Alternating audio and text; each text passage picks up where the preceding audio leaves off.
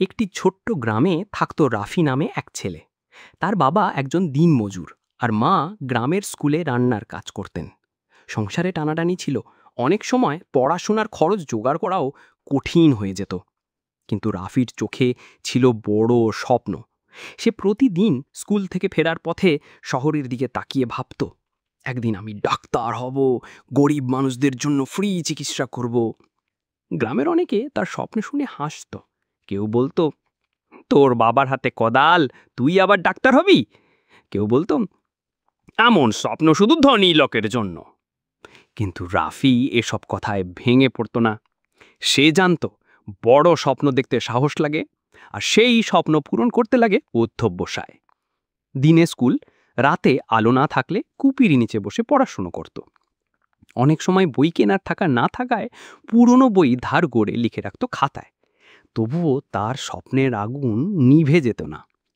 পরীক্ষার সময় এলো। রাফি সবার মতো প্রাইভেট পড়তে পারেনি, কিন্তু সে নিজের চেষ্টা আর পরিশ্রমে পড়াশোনা চালিয়ে গেল।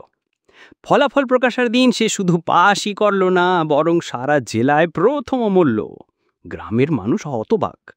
যারা একসময় তার স্বপ্নকে উপহাস করত, তারাই এখন বলল, দেখো, স্বপ্ন আর পরিশ্রম থাকলে সব সম্ভব।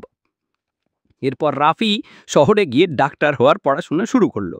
অনেক কষ্ট, অনেক বাধা আসলো, কিন্তু সে হাল ছাড়েনি। কয়েক বছর পর সে সত্যি ডাক্তার হয়ে গেল।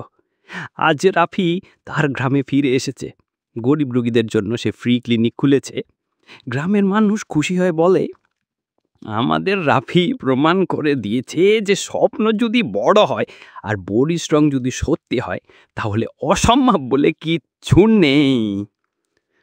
স্বপ্ন ছোট বড় দিয়ে মাপা যায় না।